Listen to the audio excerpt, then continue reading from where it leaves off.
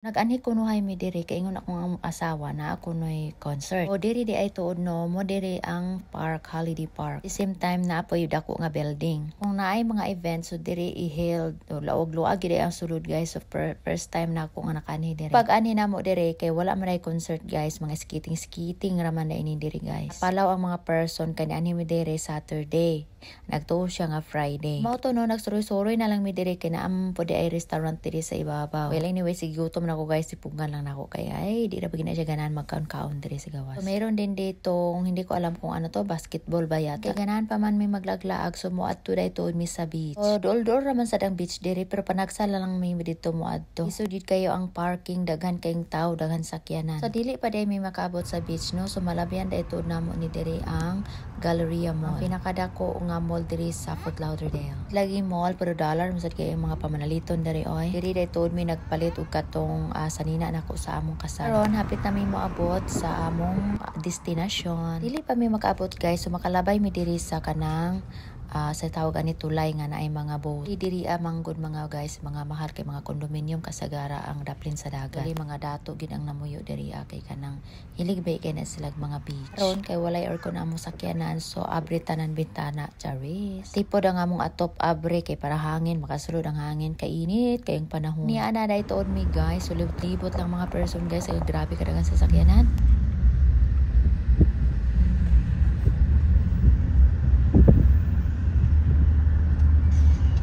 Kita ninyo guys nga building nga dako condominium na guys. Ang sigabi nga excited kaayo makana sa beach.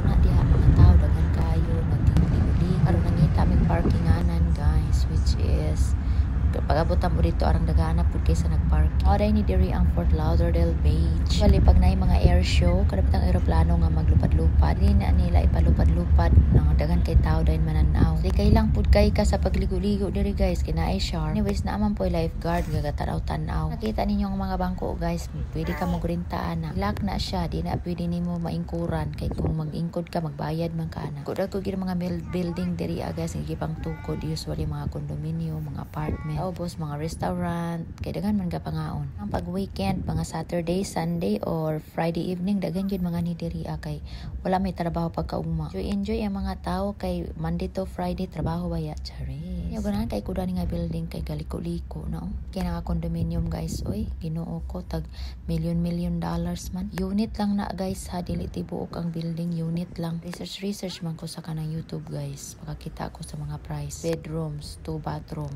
$4 million na dayon guys. Kamahal basta diri sa Dublin sa kanang beach. Pwede gyapon sila panukod guys og building, tanawan ani ninyo onay marag kanang equipment at ibabaw. Libot lang mi ani guys, tanaw sa mga kapaligiran.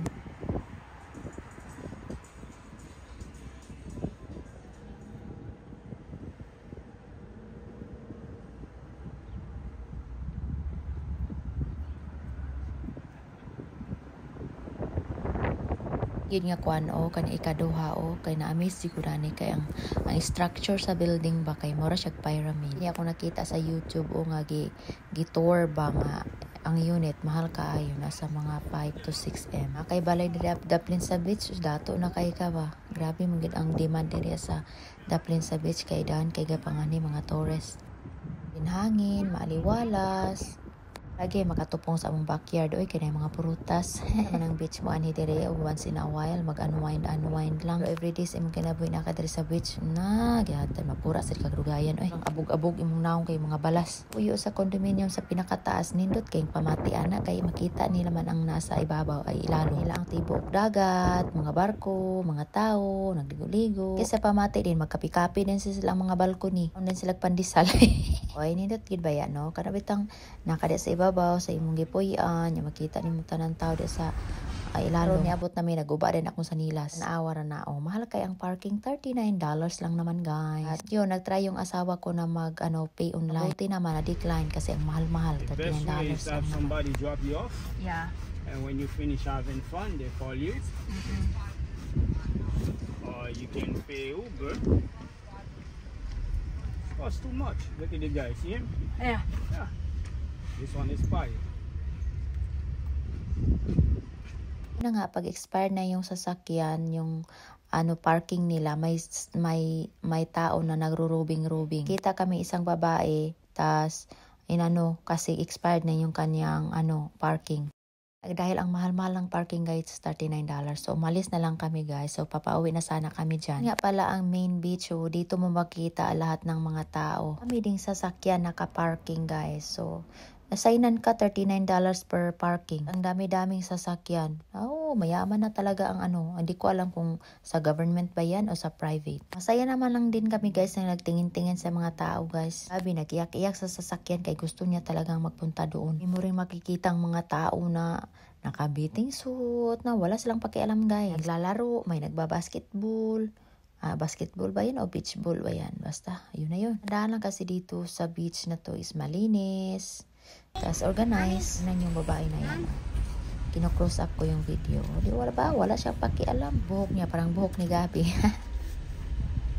Di ka rin magdala ng tent, sarili mong table, foldable table, at foldable chair, ng pagkain. Maganda dito magpunta yung mga hapon-hapon na, yung hindi na mainit. Alas 5 ng hapon o alas 4 ng hapon. Dito kasi sa amin dito sa Florida, kahit alas 7, mainit pa rin guys. Mahayag pa rin ang panahon. Change kasi yung time. Yun naman yan guys. Maganda, may sariling tent.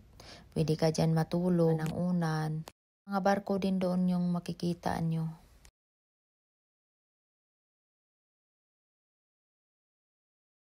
Na dito mag-picnic guys. Yung pag ng umaga, pagkagising mo ng umaga, siguro mga alas 6, hindi pa naman masyadong mainit. Kung presko pa yung hangin, magdala ka ng kape, kain ka ng pandesal, dala ka ng sarili mong foldable chair, upo-upo ka dyan. Kanin ng parang carpet para kung may mga anak ka, doon mo ilagay, maglaro-laro, bakit-bakit, maggawa-gawa sila ng crown or building sa dagat. Yun na nga guys, doon ka naman din aanuhin sa parking kasi ang mahal-mahal ang parking. Ng asawa ko, maganda pag ka na lang, kung may kakilala ka, idadrop ka na lang dito, tas kukunin ka na lang after. Libot-libot na lang kami guys, tingin-tingin. So, busog naman din ang aming mga kamatahan. Yan sa kapaligiran. Which one? Drive a little bit.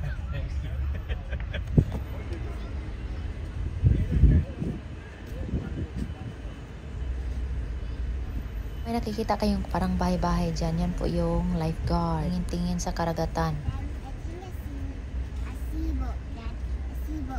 Yeah. It's over there. Close na that one, Gabi. You're just playing the water.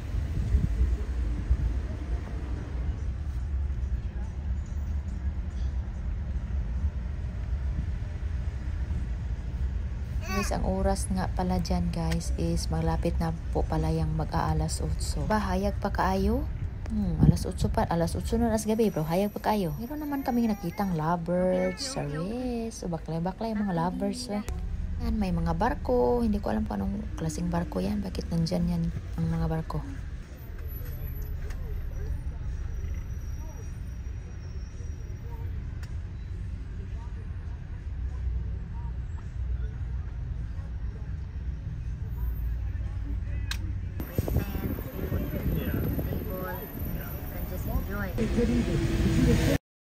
Sa dami ng sasakyan, na-stuck po kami dito. Stop pa pala yan. Ang sinasabi ko kanina na makondominium sa taas, kainan sa ibaba. Kami nagkakakain sa mga restaurant. Lalo na pag weekend, ang daming taong dumadagsa dito sa beach. Nakadaan na naman kami dito sa building na paikot-ikot o yung gustong-gusto ko na building na para siyang pyramid. O yung condominium guys, ang mahal-mahal po ng unit. Asawa ko may swimming pool din daw dyan sa taas. Sabi niya nakapasok daw sila dyan nung una kasi may kaibigan daw silang Chinese. Yan lang Chinese na nakapag-asawa ng foreigner or Amerikano. Yaman daw, tas daan daw sila nakatira sa condominium.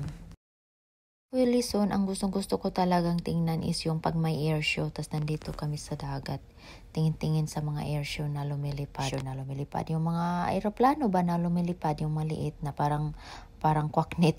Daming upuan, walang nagre-renta kasi minsan or kadalasan nagdadala sila ng sarili nilang upuan. Anyway, so nandito na nga Hi pala guys, kami, so finally nakaanhim nakaanhim diri guys. Karon nagbayad may $1 guys, 20 minutes lang. 20 minutes ra.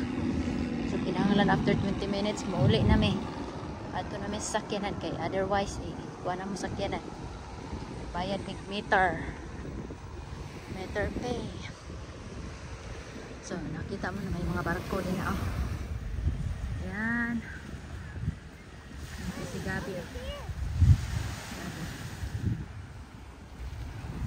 hilak-hilak man si Gabi kay gusto mo mag-hidri sa beach. Parking na lang mo, bayad ng parking. Pero at least dili kay mahal. 20 minutes per $1. Dito sa among giparkingan ganina, mahal kaayo ang bayad. Nasa mga $39. So wala may parking. Bis kay muli namin, kita man may meter parking. Na ami dali.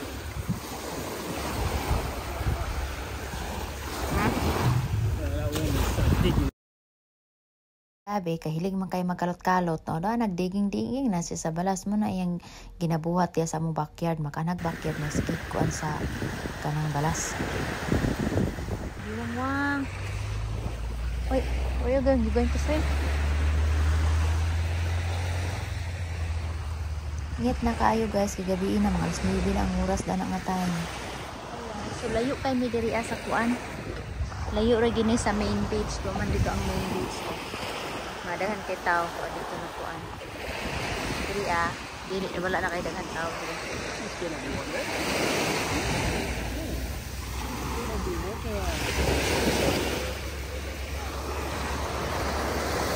Ayo, nakita mig two lovers na naglabing-labing sa dagat, tuara sila nagakusgahon. So maura na guys, uli na mi.